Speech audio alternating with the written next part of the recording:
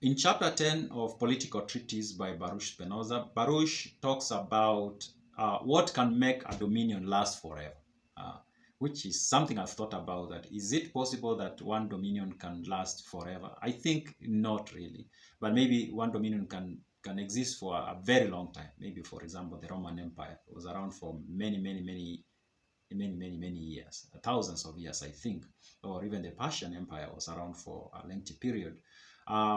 But forever, of course, not really. But I guess the point is, what can make a dominion last very long?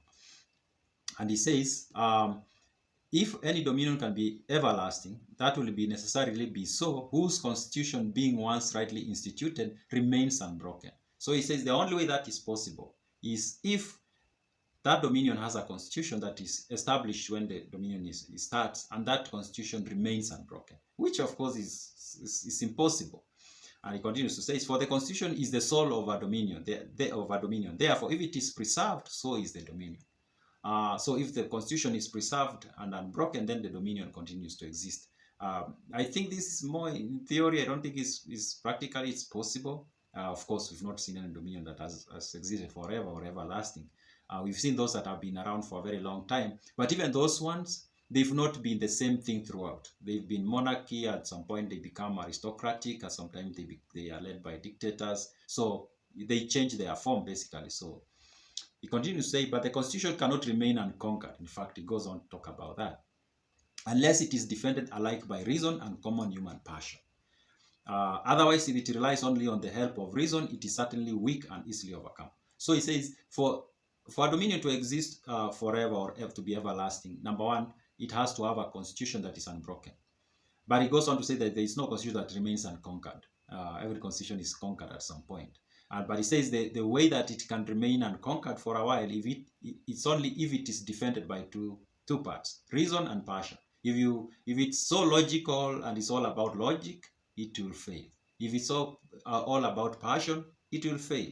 But if the two are put together, then there is a chance of that dominion existing for a very long time, because the constitution is defended both by reason and also defended by passion. It says the foundation of a dominion should agree with reason and common human passion. So basically, it says that for a constitution to be viable and to last long, the people living in the dominion that the constitution is guiding should have logical reasons why they defend the constitution, but they should also have emotional reasons.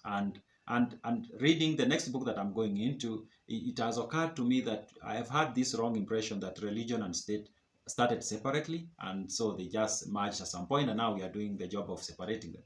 But it has occurred to me that that's not the case. Religion and state have always been one and the same thing. It's now that we are trying to separate them. And the reason they were one and the same thing, religion kind of brought in that element of passion to the protection and defense of the state. And then, of course, reason could be out there from somewhere else. But religion played that role and even in states where today we say they are secular, if you look at the state arrangement and the ceremonies, they are religious. People may not say the guard of honor, things like that. They are basically religious activities, but they are not called so. But there is a reason why, so that people are patriotic. Now we have emotion coming in, passion, and then now they can defend their country or their dominion.